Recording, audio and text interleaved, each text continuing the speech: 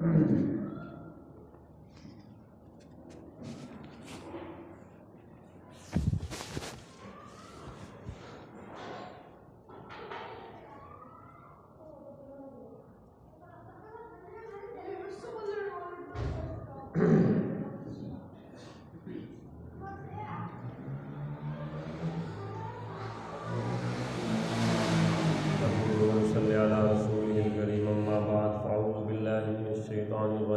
اللہ الرحمن الرحیم اللہم صلی علی سیدنا مولانا محمد وعلی آل سیدنا مولانا محمد کما صلیت علی ابراہیم وعلی آل ابراہیم انکا حمید مجید اللہم بارک علی سیدنا مولانا محمد وعلی آل سیدنا مولانا محمد کما بارکت علی ابراہیم وعلی آل ابراہیم انکا حمید مجید بسم اللہ الرحمن الرحیم وَلْتَكُن مِّنكُمْ أُمَّةٌ يَدْعُونَ إِلَى الْخَيْرِ صدق اللہ العظیم وصدق رسولہ النبی الکریم وَنَحْنُ عَلَى ذَلِكَ مِنَ الشَّاهِدِينَ وَالشَّاكِرِينَ وَالْحَمْدُ لِلَّهِ رَبِّ الْعَالَمِينَ۔ میرے عزیز دوستو، بزرگوں، اللہ جل شانہ نے انبیاء کا سلسلہ شروع فرمایا۔ اس کی مختلف حکمتیں تھیں۔ سب سے بڑی حکمت یہ ہے کہ انسان اپنے ہم جنس سے متاثر ہو کر اعمال کی طرف جلدی راغب ہوتا ہے، مگر نہ اللہ جل شانہ اس بات پہ قادر تھے کہ وہ بغیر کسی نبی کے بھیجے لوگوں کو چھپے چھپائے صحائف دے دیے جاتے اور ان کو کہہ دیا جاتا ان کے مطابق عمل کرو۔ تو خیر، اللہ جل شانہ نے حضرت آدم علیہ السلام سے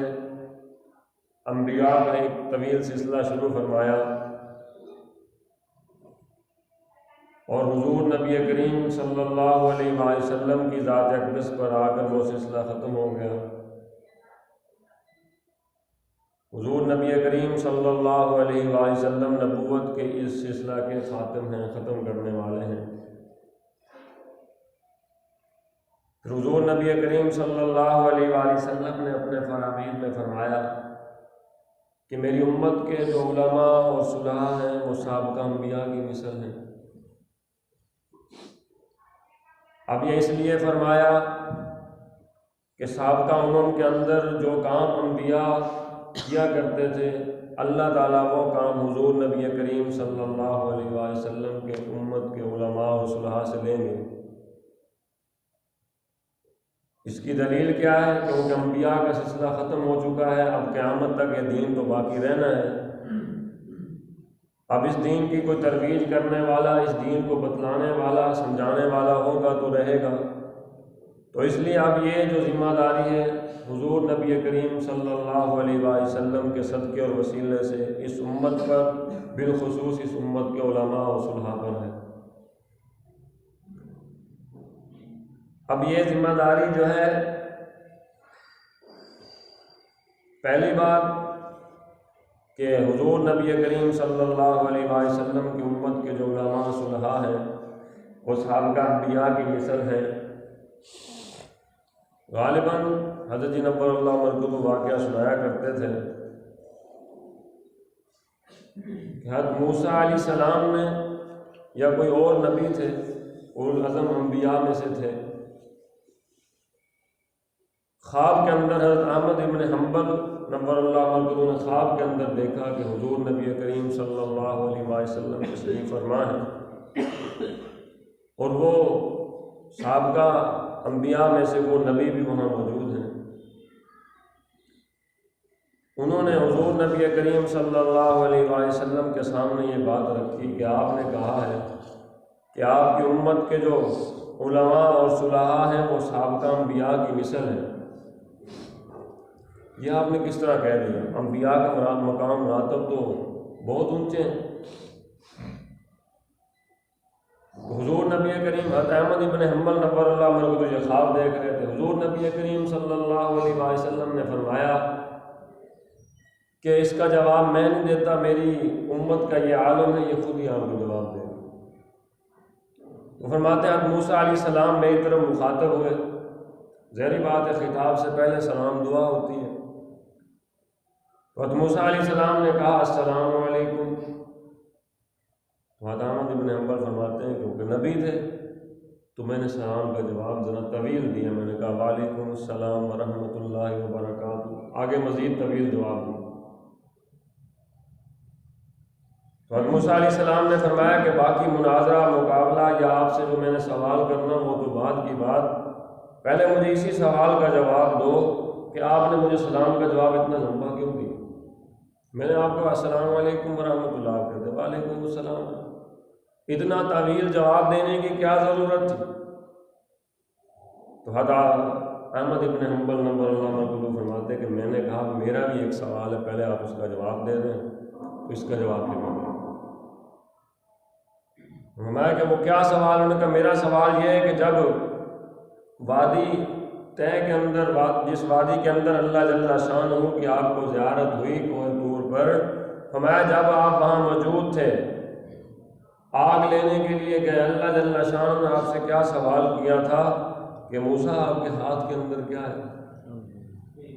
آپ کے ہاتھ میں کیا تھا؟ انہوں نے کہا عصا تھا. تو آپ نے جواب کیا دیا تھا؟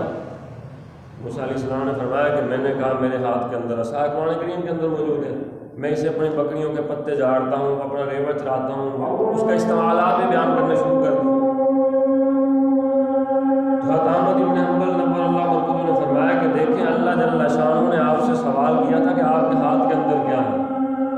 آپ نے اتنا طویل جواب کیوں دیا وہاں؟ آپ کہتے جی عصا ہے، بات ختم تھی. آپ نے اس کے استعمالات بیان کرنا شروع کر دیا، آپ نے ایسا کیوں کیا؟ تو حضرت موسیٰ علیہ السلام نے فرمایا کہ بھلے مانس میری تو اللہ جل شانہ سے بات چیت ہو رہی تھی، وہ میرا محبوب تھا، میں نے کہا کلام لمبا کروں تاکہ زیادہ دیر اپنے محبوب سے بات چیت کرتا رہوں. حضرت احمد ابن حنبل نبر اللہ مرکز نے فرمایا کہ میری بھی اللہ کے رسول سے بات ہو رہی تھی، اس لیے میں نے کلام لمبا کیا تاکہ میں زیادہ دیر بات کروں. یہ بات سننے کے بعد حضرت موسیٰ علیہ السلام حضور نبی کریم صلی اللہ علیہ وسلم کی طرف مخاطب ہوئے اور مخاطب ہو کے فرمایا کہ یا رسول اللہ آپ نے درست فرمایا ہے، آپ کی امت کے جو علماء صلحائے مسابقہ انبیاء کی مثل. تو اب یہ کام حضور نبی کریم صلی اللہ علیہ وسلم کے صدقے اور وسیلے سے اس امت سے لیا جانا ہے. قرآن کریم کی اس آیت مبارکہ کے اندر اللہ جل شانہ نے اپنی دین کی طرف بلانے والے جو لوگ ہیں ان کی چند صفات کو ذکر کیا ہے. فرمایا میری امت کے اندر یہ لوگ ہمیشہ رہیں گے. اس سے یہ بات بھی معلوم ہو گئی داعیان الی الخیر قیامت کی صبح تک موجود رہیں گے. جب یہ داعیان الی الخیر ختم ہو جائیں گے تو قیامت واقع ہو جائے گی. جس طرح کے روایات کے اندر موجود ہے کہ آخری زمانہ کے اندر ایمان اسلام دین سمٹ کر بیت اللہ کے گرد و نواح یعنی کہ بیت اللہ تک جیسے جہاں سے نکلا تھا دین وہیں سمٹ کر پہنچ جائے گا. اور حضرت نبر اللہ مرکز فرمایا کرتے تھے کہ قیامت کے قریب تک بھی اللہ اللہ کرنے والے کچھ لوگ موجود ہوں گے، اگر ان کا ایمانی درجہ اس طرح سے نہیں ہوگا جس طرح آج کل عبادات ہیں باقی، کیونکہ اس وقت تو ہر طرف کفر پھیل چکا ہوگا. قیامت سے قبل اللہ جل شانہ پہلے ان کو اٹھائیں گے، اس کے بعد ہی قیامت ہے. اس لیے صوفیہ اکرام فرماتے ہیں کہ کائنات کی بقا اللہ جل شانہ کے ذکر پر ہے. اس لیے شیخ سعدی نبر اللہ مرکز فرماتے ہیں کہ ایک درخت سبز ہے، اس کے سبز رہنے کی وجہ یہ ہے کہ وہ اللہ کے ذکر میں مشغول ہے. وہ فرماتے ہیں اگر ایک پرندہ آزاد ہے، اس کے آزاد رہنے کی وجہ یہ ہے کہ وہ اللہ کے ذکر میں مشغول ہے. میں جب ایک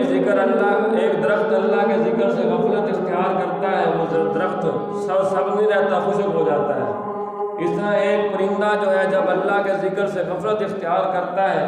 وہ آزاد نہیں رہتا، وہ قید میں آ جاتا ہے، کسی نہ کسی شکاری کے ہاتھ میں آ جاتا ہے. اس کا واقعہ بھی انہوں نے لکھا ہے. فرمایا کہ ایک مرتبہ بہت بڑے اللہ والے تھے، فرمایا بازار کے اندر ایک پرندہ خرید کے لائے.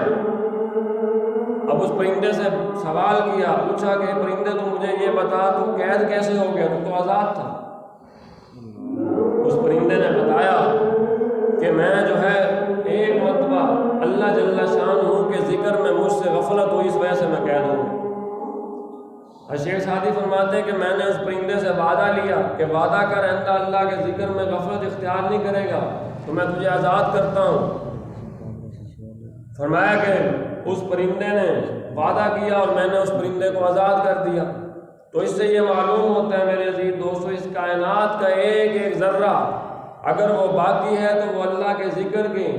حلاوت میں موجود ہے تو وہ باقی ہے، ورنہ وہ اپنی اس اصل پہ باقی نہیں رہ سکتا. لیکن ایک انسان ہے جو کہ اس کائنات کے اندر اللہ جل شانہ کی نیابت اور ذمہ داری لے کر آیا تھا.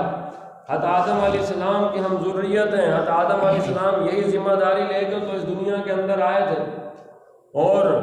اس کی ذمہ داری بھی تھی، اس پر یہ چیز لازم بھی تھی. لیکن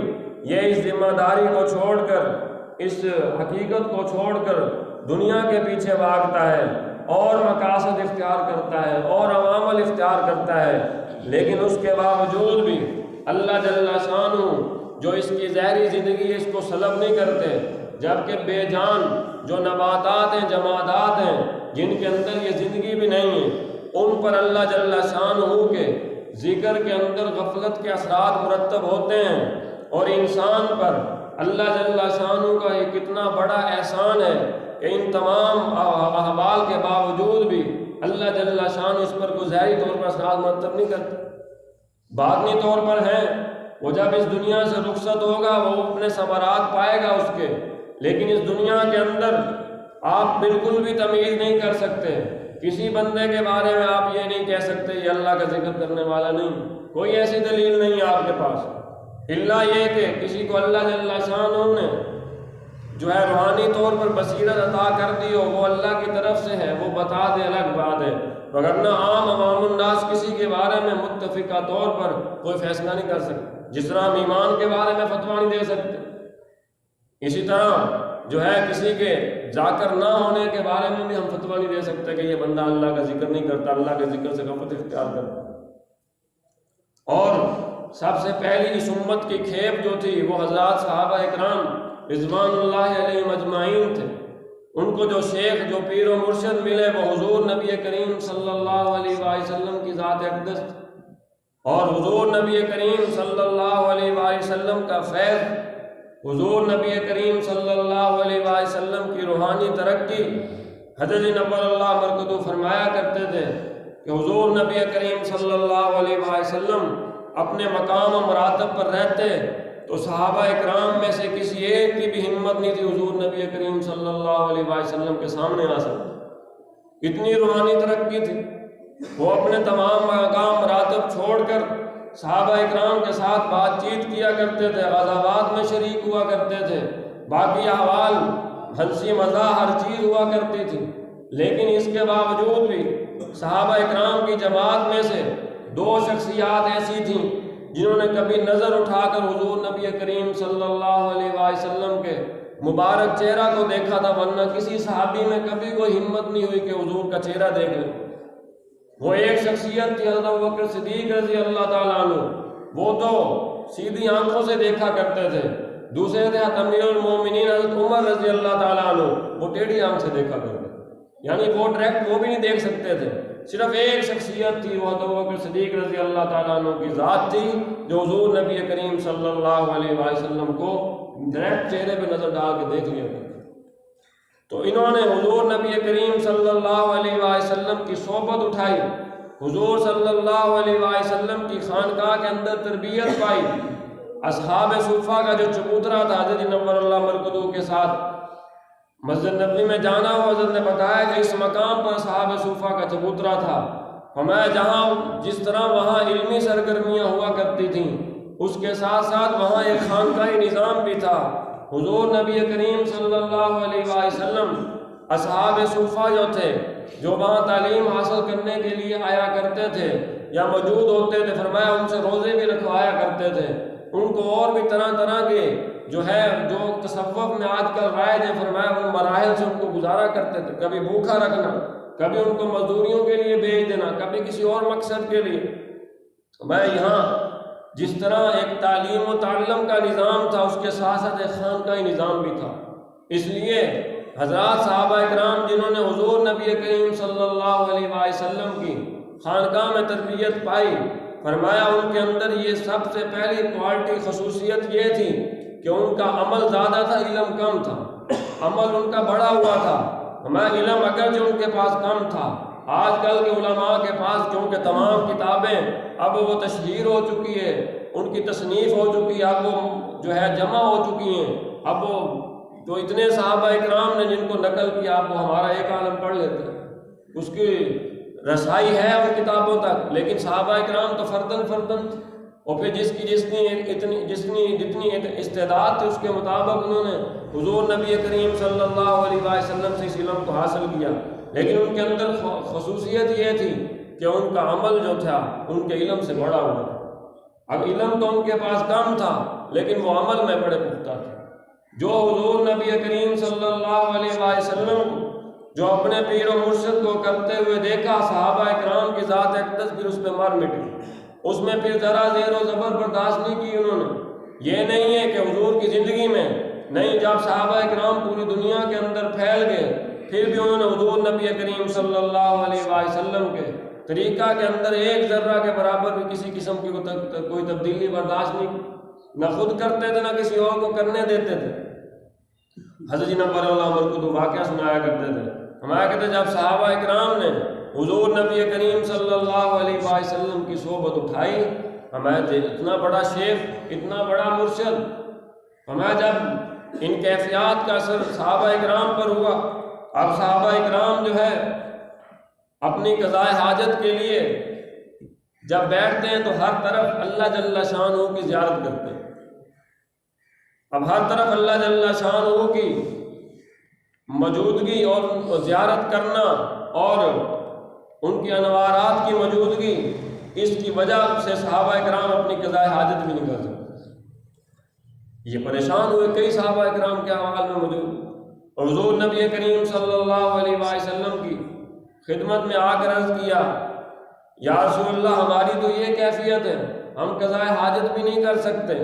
تو حضور نبی کریم صلی اللہ علیہ وسلم نے دعا فرمائی، حضور نبی کریم صلی اللہ علیہ وسلم کی دعا کی وجہ سے اللہ جل شانہ کی یہ کیفیت ختم ہوئی۔ اب حضرت نبر اللہ مرکزو فرمایا کرتے تھے کہ اگر آپ لوگوں سے یہ سوال کیا جائے کہ صحابہ اکرام صحابہ کس طرح بن گئے، فرمایا کرتے صحابہ، اگر اس لفظ پہ غور کیا جائے کہ انہوں نے حضور نبی کریم صلی اللہ علیہ وسلم کی صحبت اٹھائی، جس وجہ سے وہ صحابہ کہلائے،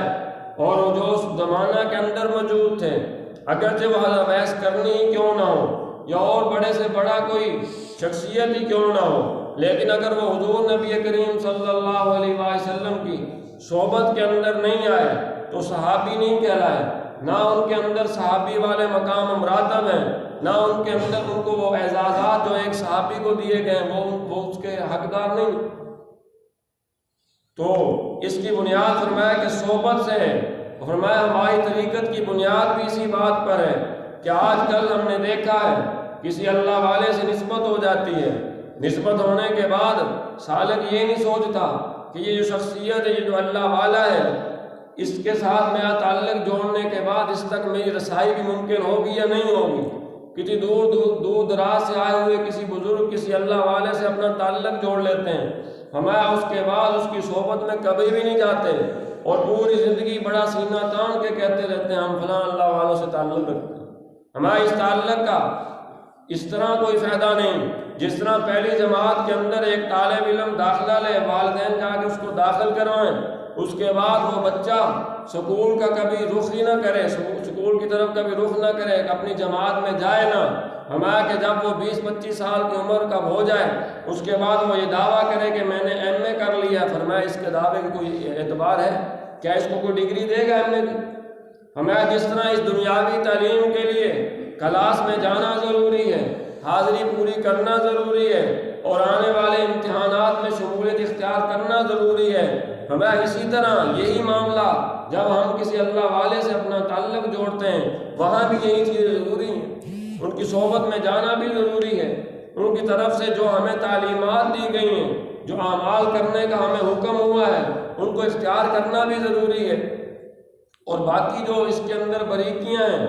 امتیاز ہو گیا، باقی چیزیں ہو گئی، ان کا تو ذکر کرنا ہے آج کے زمانے کے اندر مشکل، کیونکہ آج کا جو پیری مریدی کا یہ سلسلہ ہے اس کے اندر یہ چیزیں نایاب کیا بالکل ختم ہو چکی ہیں، اور اس کا ذکر کیا جائے متعلق مرید کے سامنے وہ کہتا ہے یہ پتہ نہیں کس زمانے کی باتیں ہوں گی۔ اس لیے میرے عزیز دوستوں،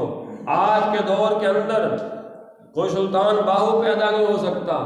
آج کے دور کے اندر بابا فرید پیدا نہیں ہو سکتے، آج کے دور کے اندر نظام الدین اولیاء پیدا نہیں ہو سکتے، کیونکہ وہ محنتیں نہیں، وہ اپنے شیخ کے ساتھ والہانہ محبت نہیں۔ خواجہ معین الدین چشتی نہیں پیدا ہو سکتے۔ خواجہ معین الدین چشتی نور اللہ مرکزو کے بارے میں حضرت جی نور اللہ مرکزو واقعہ سنایا کرتے تھے، ہمارا کہتے تھے خواجہ تھے، بیعت ہونے کے اپنے شیخ سے بیعت ہونے سے پہلے بھی خواجہ تھے،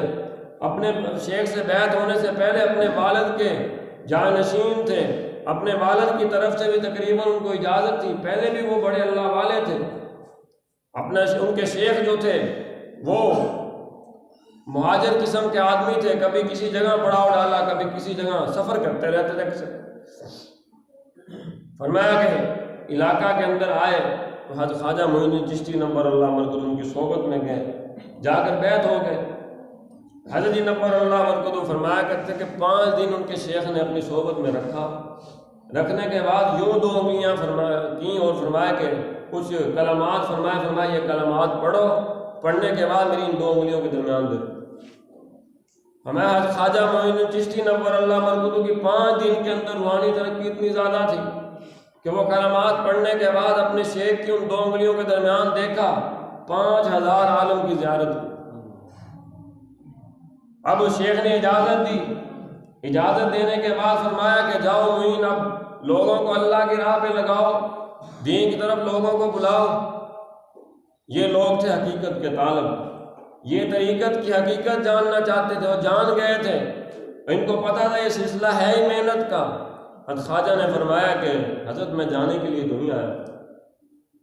میں تو آپ کی صحبت میں رہنے کے لیے آیا ہوں۔ خلافت آج کل کوئی پیر اپنے مرید کو خلافت دے دے، وہ اس کی ترجیحات ہی بدل جاتی ہیں، اس کی سوچ ہی بدل جاتی ہے، اس کا انداز ہی بدل جاتا ہے، وہ کہتا ہے اب میں لوگوں کو اللہ اللہ سکھاؤں گا۔ جبکہ شاہی توکل شاہ صاحب نور اللہ مرکزو بہت بڑے اللہ والے مظلوم مزاج تھے، وہ گزرے، وہ فرمایا کرتے تھے کہ کسی پیر کو اس وقت تک مرید کرنے کا حق نہیں۔ مختلف انہوں نے صفات کیفیات بیان کی ہیں، فرمایا ان میں سے یہ بھی ہیں، فرمایا کہ نمبر 1 یہ ہے کہ کسی پیر کو اس وقت تک کسی مرید کو مرید کرنے کا حق نہیں جب تک اس پیر کو یہ معلوم نہ ہو،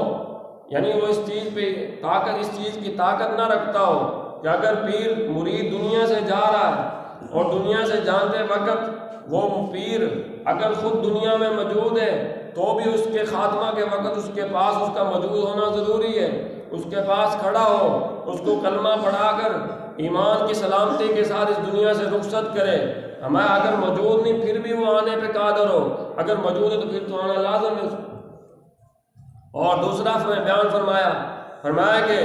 کل میدان حشر کے اندر جب جنت کے لیے جنتی جائیں تو یہ پیر اس وقت تک پلسرات سے نہ گزرے بلکہ پلسرات پہ رک جائے جب تک اپنے ایک ایک مرید کو گزار کر بعد میں خود گزرے۔ ہمیں جس کے اندر یہ صفات موجود ہے وہ شیخ اور بھی مختلف صفات ذکر فرمائے نے، ہمارے جس کے اندر یہ موجود ہیں وہ تو کسی کو اپنا متعلق مرید کرے وگرنہ وہ مرید نہ کرے۔ شاہی توکل شاہ صاحب نور اللہ مرکزو اتنی بڑی شخصیت تھے، حضرت تھانوی نور اللہ مرکزو کے تقریباً ہم اثر مشائخ میں سے ہیں۔ حضرت تھانوی نور اللہ مرکزو فرماتے ہیں کہ شاہی توکل شاہ صاحب نور اللہ مرکزو نے فرمایا خط لکھا یا ویسے پیغام بھیجا، ہمارا کہ حضرت شروع میں ذکر شروع کیا تھا، زبردستی کیا کرتے تھے، لیکن اب ذکر کرتا ہوں تو منہ میٹھا ہو جاتا ہے۔ روایات کے اندر موجود ہے جب کسی انسان کو، کسی سالک کو اللہ جل شانہ کے نام کے ساتھ حقیقی الفت محبت ہو جاتی ہے پھر اس کو جتنی لذت اللہ کے نام لینے میں آتی ہے کسی اور چیز میں آتی نہیں، ان کی یہ کیفیت تھی۔ لیکن انہوں نے یہ بیان فرمایا کہ اس وقت تک کوئی شیخ مرید نہ کسی کو کرے جب تک اس کے اندر یہ صفات موجود نہ۔ تو پہلے ہمارے مشائخ اس چیز کو اپنے لیے اپنے آپ کو اس چیز کا اہل نہیں سمجھا کرتے تھے۔ شیخ زکریا نور اللہ برکتہ کی آپ بیتی میں موجود ہے، حضرت کے اپنے آواز میں موجود ہے کہ حضرت کے شیخ نے مدینہ منورہ میں اجازت دی، حضرت نے ہندوستان آگے کسی کو بتایا نہیں، اور مختلف مشائخ کے ذریعے حضرت کے شیخ اور اس زمانے کے جو بڑے بڑے مشائخ تھے انہوں نے بار بار اصرار کیا کہ آپ بیعت کرنا شروع کریں، تب بھی حضرت نے ایک عرصہ تک بیعت نہیں کیا۔ ایسے لوگ تھے، یہ خلافتیں ملنے کے بعد یہ خود بھی محنت کیا کرتے تھے، ان کی رات کی نیندیں جو پہلے کچھ حرام ہوتا تھا وہ بھی ختم ہو جایا کرتا تھا کہ اب ذمہ داری آ گئی۔ خود حضرت نور اللہ برکتہ کے بارے میں حضرت کے وصال کے بعد ہم اس خانقاہ کے اندر گئے جہاں حضرت جی کو اجازت دی تھی حضرت صوفی صاحب نور اللہ برکتہ نے، تو وہاں انہوں نے بتایا کہ جب حضرت صوفی صاحب نے اجازت دی، حضرت صوفی صاحب کے خود اپنے الفاظ تھے، فرمایا کہ میں نے عبدالغفار کو اجازت دی، سوچا جاٹ کا بیٹا اس نے کیا کرنا ہے، برکت کے لیے اجازت دے دیتا ہوں۔ فرمایا جب حضرت کو اجازت دی، اجازت دینے کے بعد حضرت نے اتنی محنت شروع کر دی، وہ خادم تھے شیخ حضرت صوفی صاحب نور اللہ برکتہ کے، فرمایا میں دبانے کے لیے گیا تو حضرت نے مجھے خود فرمایا کہ میں حیران ہوں، عبدالغفار کو اجازت دی، میں نے سمجھا برکت کے لیے، کہاں اس نے کہاں محنت کرنی ہے، لیکن اب اس نے اتنی محنت شروع کر دی ہے کہ میں خود حیران ہوں اتنی روحانی ترقی کر رہے ہیں۔ پہلے یہ حقیقت ہوا کرتی تھی، حضرت خود فرمایا کرتے تھے کہ خلافت مل جانا مطلب یہ کہ آپ کو سلسلے کے ساتھ کچھ مناسبت ہے، اس کا مطلب یہ نہیں کہ آپ اس بات کے اہل ہیں کہ آپ لوگوں کو آپ جو ہے اس راہ کی طرف کھینچنا شروع کر دیں۔ تو خیر خواجہ معین الدین چشتی نور اللہ برکتہ کو ان کے شیخ نے اجازت دی اور حکم فرمایا کہ جاؤ اب لوگوں کو اللہ کی طرف لگاؤ، لیکن حضرت نے فرمایا کہ حضرت میں جانے کے لیے نہیں آیا تھا، میں تو آپ کی صحبت میں رہنے کے لیے آیا تھا، کیونکہ وہ لوگ اس صحبت کی قدر کو جانتے تھے۔ تو حضرت جی نور اللہ برکتہ فرمایا کرتے ہیں، ان کے شیخ نے فرمایا کہ معین میں تو مسافر آدمی ہوں، کہیں رکتا نہیں ہوں، کبھی عرب کبھی عجم، کبھی کہیں کبھی کہیں۔ تو حضرت نے فرمایا کہ جو اس وقت بھی خواجہ تھے، فرمایا کہ حضرت میں آپ کے ساتھ رہوں گا، آپ جہاں جائیں گے آپ کے ساتھ میں جاؤں گا۔ میں اس کے بعد اپنے شیخ کی سامان کی گٹھری سر پہ رکھی، 23 سال اپنے شیخ کے ساتھ سفر کی، ایک دن نہیں، آج سالک 40 دن کے لیے خانقاہ میں آتا، وہ کہتا اب میں ہواؤں میں اڑوں گا، اب میرے اندر یہ کیفیات پیدا ہونی چاہیے۔ 23 سال خلافت ملنے کے بعد حضرت خواجہ معین الدین چشتی نور اللہ برکتہ نے اپنے شیخ کے ساتھ سامان کی گٹھڑی اپنے سر پہ رکھ کے ان کی صحبت میں رہے، ان کے ساتھ سفر کیے، مختلف طرح کی مشکلات سے بھی گزرے۔ 23 سال کے بعد حضرت نور اللہ برکتہ فرمایا کرتے تھے ان کے شیخ کا مکہ مکرمہ میں انتقال ہوا۔ جنت المعلیٰ کے اندر آج بھی حضرت خواجہ معین الدین چشتی نور اللہ برکتہ کے شیخ، ہمارے بڑے شیخ وہاں موجود ہیں۔ فرمایا کہ وہاں تدفین کرنے کے بعد 23 سال اپنے شیخ کے ساتھ رہے، اس 23 سال کے دوران شیخ مدینہ منورہ نہیں گئے، حضرت خواجہ معین الدین چشتی نور اللہ برکتہ بھی مدینہ منورہ نہیں گئے۔ تدفین کے بعد روزہ اقدس پہ حاضر ہوئے۔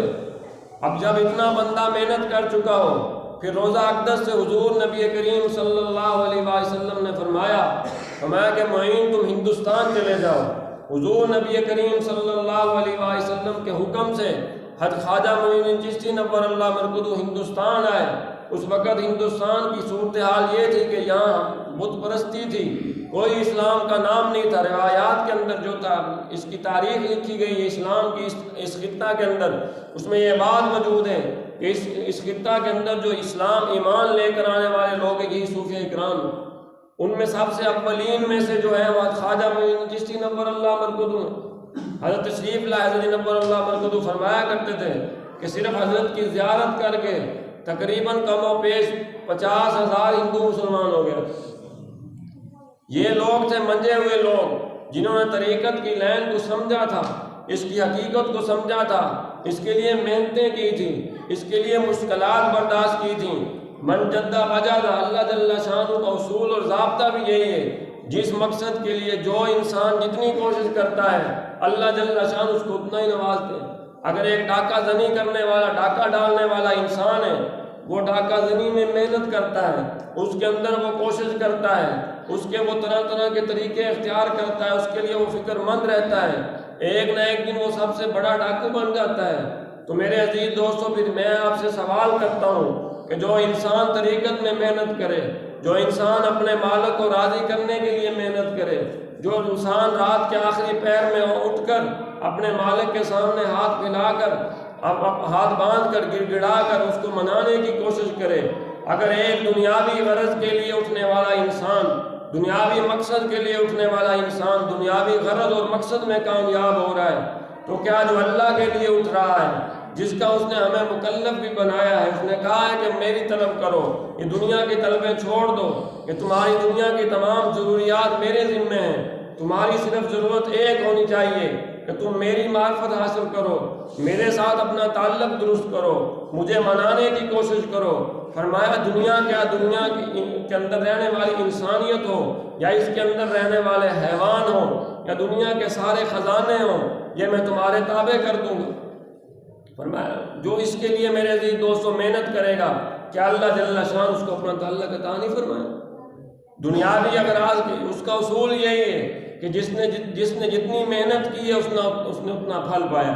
جس نے جس طرح کے طبقہ کے اندر محنت کی ہے وہ اس طبقہ کے اندر کامیاب ہوا ہے۔ تو اس لیے میرے عزیز دوستو، ہماری محنتیں جس طرح دنیاوی مقاصد کے لیے ہیں، ہماری محنتیں جس طرح اپنی ظاہری صحت کے لیے ہیں، کیا ہم اتنی محنت اپنی باطنی صحت کے لیے، کیا ہم اتنی محنت اپنے مالک کو راضی کرنے کے لیے بھی کرتے ہیں؟ کم از کم، زیادہ نہیں تو کم از کم جتنی ہم اپنی ان ظاہری اسباب کے لیے محنت اور کوشش کر رہے ہیں، کم از کم اتنی محنت تو ہم اپنے باطن کے لیے بھی کریں، جتنا ہم دنیا کے اپنے 2 ٹکے کے آفیسر کو راضی کرنے کے لیے، یا اپنے ساتھ جڑے رشتوں کو منانے کے لیے، ان کو باقی رکھنے کے لیے، ان کی بقا کے لیے جتنا ہم فکر مند ہیں، کیا ہم اتنا اللہ جل شانہ کے ساتھ، جس کا تعلق ہماری پیدائش سے بھی پہلے ہمارے ساتھ تھا، ہماری اس دنیا میں آنے کے بعد بھی اس کا تعلق ہمارے ساتھ ہے، اس دنیا سے جانے کے بعد بھی اس کا تعلق ہمارے ساتھ رہے گا، اس کا تعلق کی کوئی ابتدا نہیں ہے، اس کے تعلق کی کوئی انتہا نہیں ہے، مگر ہم ان عارضی تعلقات کے لیے اتنی محنت، اتنی کوشش کر رہے ہیں، تو ہمیں اللہ جل شانہ کا تعلق حاصل کرنے کے لیے بھی تو محنت و کوشش کرنی چاہیے۔ اس کے لیے ہمارے پاس کتنا وقت ہے، یا ہم نے اپنی مصروفیات میں سے کتنا وقت نکال رکھا ہے؟ تو میرے عزیز دوستو، اگر ہم نے یہ وقت نہیں نکال رکھا تو ہم اپنی باطن کو موت سے پہلے مارنے کی فکر کر رہے ہیں، اور جو باطن، جس کا باطن مر گیا، جس کے باطن کے اندر ظلمتیں آ گئیں، تو میرے عزیز دوستو قرآن کریم کے اندر موجود ہے، آیت کے اندر موجود ہے، بل ہم ازل، فرمایا یہ صرف درندے نہیں ہیں بلکہ درندوں سے بھی بدتر ہیں۔ اللہ جل شانہ نے جانوروں سے بھی بدتر کہا ہے، کیونکہ جو اپنے آنے کا مقصد بھول گیا، جو اپنی حقیقت ہی بھول گیا۔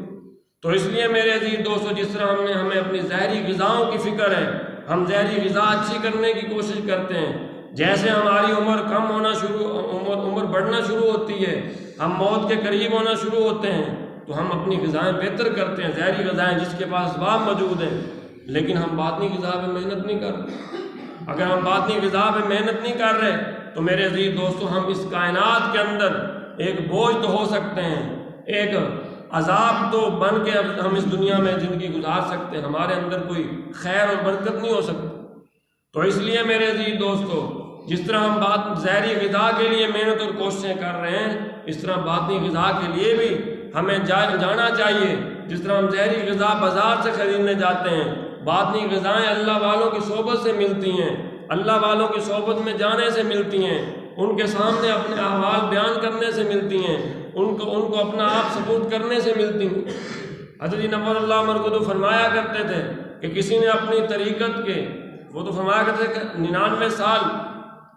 نوح علیہ السلام کی عمر کے برابر، ان کی 100 سال سے وہ عمر زائد تھی، فرمایا کہ ان کی عمر کے برابر بھی اللہ جل شانہ کسی کو عمر دے دے جو کہ اب محال ہے، فرمایا کہ وہ اپنی پوری کی پوری عمر اس تصوف طریقت کی لین میں لگا دے، فرمایا کہ اس کے بعد یہ طریقت اگر اپنا 1 ذرہ کے برابر بھی اس کو دے دے، سمجھ لے سستا سودا ہے۔ ہماری طریقت اتنا بڑا سمندر ہے، لوگ چند دن محنت کرنے کے بعد کہتے ہیں کہ اب ہمارے اندر یہ کیفیات پیدا ہونا شروع ہو گئیں، لہذا اب ہم کچھ بن گئے، فرمایا کہ یہ سب سے پہلی خبت سالک کے اندر یہی پیدا ہوتی ہے کہ وہ سمجھنے لگتا ہے، بعض خواب آ جاتے ہیں، بعض دفعہ کوئی اور بات کہی ہوتی ہے وہ پوری ہو جاتی ہے، سمجھا جاتا ہے کہ بڑا کمال پہ پہنچ گیا ہوں میں۔ جبکہ میرے عزیز دوستو یہ بھی اس کائنات کے اندر آزمائش ہے۔ سب سے بڑی چیز یہ ہے کہ ہمارا مالک ہمارے ساتھ راضی ہو جائے، ہمارا خالق ہمارے ساتھ راضی ہو جائے۔ حضرت جی نور اللہ مرکزو فرمایا کرتے تھے کہ زندگی جس طرح سے بھی گزری، موت سے پہلے چند لمحے اللہ جل شان نے یہ فرما دیا کہ میاں میں تجھ سے راضی ہوں، فرمایا بادشاہ والی زندگی گزار گیا، میں زندگی جتنی بھی اچھی بنا سوار کے گزار گیا، لیکن موت سے پہلے اللہ نے فرما دیا میں تجھ سے خفا ہوں، میں اس کی زندگی غارت ہوں۔ تو ہمارے مقاصد یہ ہونی چاہیے، یہ کیفیات، یہ سوچ، یہ فکر ہمارے اندر کب پیدا ہوگی؟ جب ہم کسی اللہ والے کی صحبت میں جائیں گے، کیونکہ یہ کہاوت بنی ہوئی ہے، اصول بھی یہی ہے، میں نے پہلے بھی عرض کیا کہ انسان اپنے جیسے کو دیکھ کر جلدی کسی عمل کی طرف مرغوب ہوتا ہے۔ تو جب ہم اپنے جیسے شخص کو دیکھیں گے، اور اس کا حضرت نور اللہ مرکزو فرمایا کرتے ہیں کہ صحبت کے بڑے اثرات ہو، اللہ والوں کی صحبت میں جاؤ، فرمایا کہ 3 دن تم کسی اللہ والے کی صحبت میں جاؤ، مسلسل جاؤ، ہمیں 3 دن کے بعد تمہارے باطن کی کیفیت بدلنے لگے تو پھر مجھے آگے کیا۔ تم 3 دن کسی بری صحبت کو اختیار کر لو، غلط دوستوں میں بیٹھنا شروع کر دو، فرمایا 3 دن کے اندر تمہارے نیک اعمال کے اندر کمزوری شروع نہ ہو جائے تو پھر بتاؤ۔ تو اس لیے میرے عزیز دوستو، یہ جو زمانہ ہے، پہلے زمانہ بہت خیر کا تھا، اب ہم جس زمانے میں موجود ہیں، آئندہ آنے والا زمانہ اس سے بھی نیچے چلا جائے گا۔ آج جس زمانے کے اندر، جس دور کے اندر ہم موجود ہیں، کچھ نہ کچھ اللہ والے موجود ہیں، خانقاہیں موجود ہیں، یہ سلسلہ موجود ہے، اس لیے ہم اس کو غنیمت جانیں اور اس چیز کو اختیار کریں، اپنی روزی روٹی کے لیے بھی وقت نکالیں، اور کچھ نہ کچھ وقت پہلے حضرت نور اللہ اکثر واقعہ سنایا کرتے ہیں، میلوں سفر کر کے مریدین اپنے شیخ کی امامت، اپنے شیخ کی صحبت میں نماز پڑھنے کے لیے صرف آیا کرتے ہیں۔